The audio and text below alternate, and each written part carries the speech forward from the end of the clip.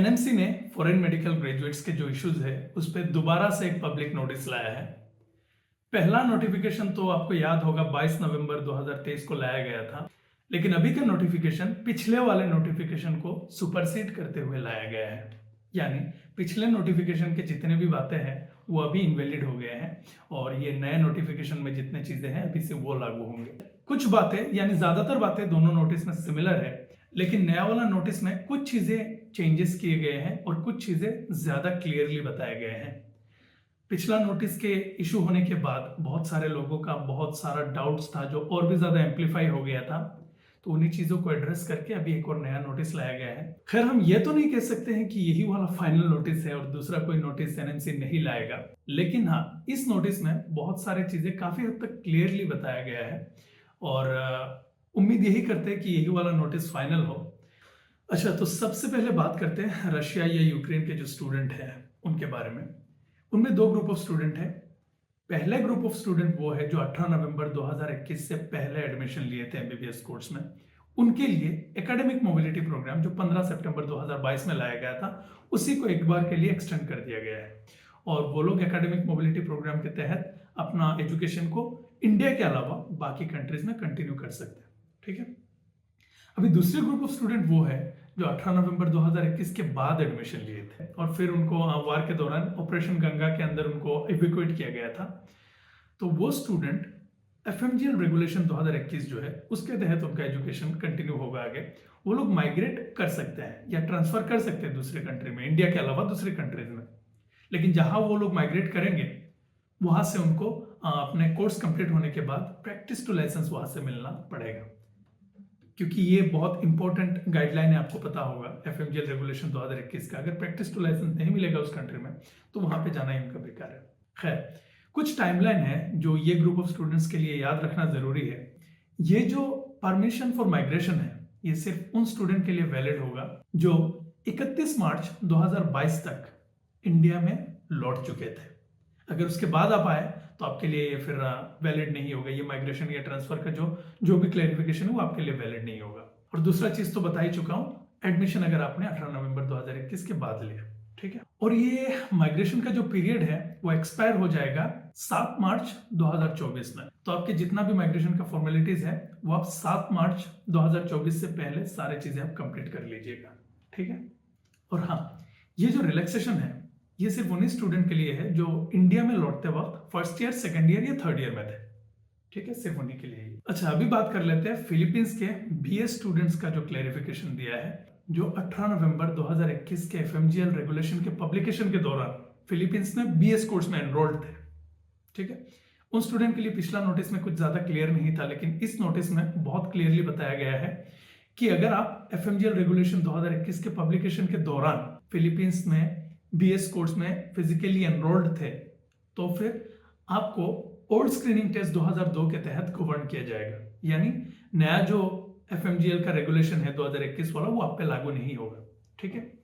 तो ये एक बहुत खुशखबरी है, क्योंकि आपको पता होगा नए एफएमजीएल रेगुलेशन के तहत वो स्टूडेंट का कोर्स वैलिड ही नहीं माना जा रहा था, लेकिन अभी उनके लिए एक राहत की सांस लेने वाली खबर है। लेकिन हाँ, उन स्टूडेंट्स को इंडिया में लौटने के बाद सीआरएमआई गाइडलाइन 2021 के तहत 1 साल का इंटर्नशिप एक्स्ट्रा करना पड़ेगा और ये वन टाइम एग्जाम्पशन है उन स्टूडेंट के लिए, आगे ये एग्जाम्पशन नहीं मिलेगा।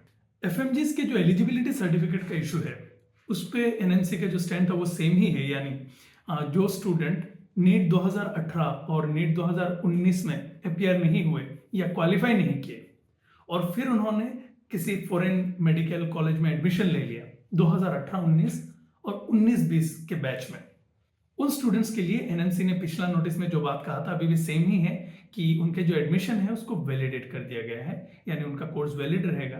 क्योंकि देखिए, बहुत हजारों बच्चे ऐसे हैं जो इस कंफ्यूजन के दौरान फॉरेन मेडिकल कॉलेज में 2018-19 या 19-20 के बैच में बिना नीट क्वालिफाई किए, बिना नीट के लिए अपीयर करके अब्रॉड मेडिकल कॉलेजेस में एडमिशन ले लिए थे। क्योंकि पहले एफएमजीएस के लिए नीट मैंडेटरी नहीं था, फिर बीच में मैंडेटरी कर दिया गया, 2018 में मैंडेटरी कर दिया गया था और उसके बाद कुछ स्टूडेंट इसी कंफ्यूजन में एडमिशन ले लिए थे और एक बैच को पहले एग्जाम्शन मिल भी चुका था और बाकी स्टूडेंट भी इसी उम्मीद में थे कि उनको भी एग्जाम्शन मिल जाएगा और अभी एनएमसी ने ये क्लियरली कह दिया है कि 2018-19 और 2019-20 के बैच में जो स्टूडेंट एडमिशन लिए थे उनका एडमिशन को वैलिडेट कर दिया गया है और उनका कोर्स वैलिड होगा। इस नोटिस में कुछ बदला नहीं है, पिछला नोटिस की तरह उनके लिए जो गुड न्यूज था वो अभी भी गुड न्यूज ही है। यही चीजें था और बाकी जो ब्रेक से रिलेटेड जितने भी चीजें हमने पिछला वीडियो में डिस्कस किया था वो भी सेम है। अगर कोई एफएमजी अपने फाइनल ईयर में ब्रेक लिया, वार के चलते हो या कोविड के चलते हो, और फिर इंडिया में लौट के अपने कोर्स को, रिमेनिंग पार्ट ऑफ कोर्स को ऑनलाइन मोड में एग्जामिनेशन और कोर्स कंप्लीट किया, तो उन स्टूडेंट्स के लिए 1 साल का क्लिनिकल क्लर्कशिप करना पड़ेगा। सीआरएमआई नहीं, वो अलग से 1 साल का इंटर्नशिप करना पड़ेगा। करने के बाद वो लोग जाके एफएमजी क्वालिफाई करके फिर सीआरएमआई करना है। सिमिलरली अगर किसी कैंडिडेट ने अपने पेनल्टीमेट ईयर में यानी सेकंड लास्ट ईयर में ब्रेक लिया, कोई भी वजह से, वार हो, कोविड हो, और फिर इंडिया में लौट आया और बाकी रिमेनिंग पार्ट ऑफ कोर्स को ऑनलाइन मोड में पूरा किया इंक्लूडिंग एग्जामिनेशन, तो उनके लिए 2 साल का क्लिनिकल क्लर्कशिप करना है और उसके बाद उनको एफएमजी देना है और फिर कंपलसरी रोटेटिंग मेडिकल इंटर्नशिप करना है। अच्छा, इनका भी जो बात था, इन स्टूडेंट्स का जो क्लिनिकल क्लर्कशिप के दौरान जो फीस होगा, जाहिर सी बात है क्लिनिकल क्लर्कशिप तो उनका कोर्स का ही पार्ट होगा, वो इंटर्नशिप नहीं है, तो वो किसी ना किसी कॉलेज में कर रहे होंगे, तो वो जो कॉलेज होगा वो उनसे maximum 5,000 rupees per month charge कर सकता है। ये भी एनएमसी ने क्लियर कर दिया है। ये पिछला नोटिस में भी बताया गया था, आपने अगर देखा होगा तो आपको याद रहेगा वो बात है। तो ये चीजें कुछ चेंजेस नहीं हुआ है, ये चीजें वैसा का वैसा ही है। एफएमजीज का इंडियन इंस्टीट्यूट में इंटर्नशिप का जो इशू है उसमें एनएमसी ने भी क्लैरिफिकेशन दिया है कि जो ओल्ड कॉलेजेस है, जिन कॉलेजेस में अपने स्टूडेंट भी इंटर्नशिप कर रहे हैं, उन कॉलेजेस का टोटल सीट का 7.5% एफएमजीज के लिए, एफएमजीज का इंटर्नशिप के लिए रिजर्व होगा।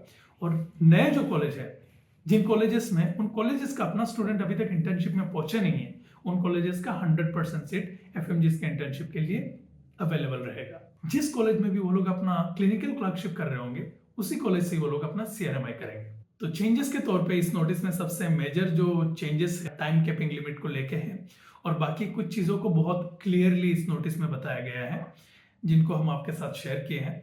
और बाकी अगर कुछ डाउट है तो कोशिश करेंगे कमेंट में रिप्लाई करने का, आप कमेंट कीजिएगा। मिलते हैं अगले वीडियो में। Thank you.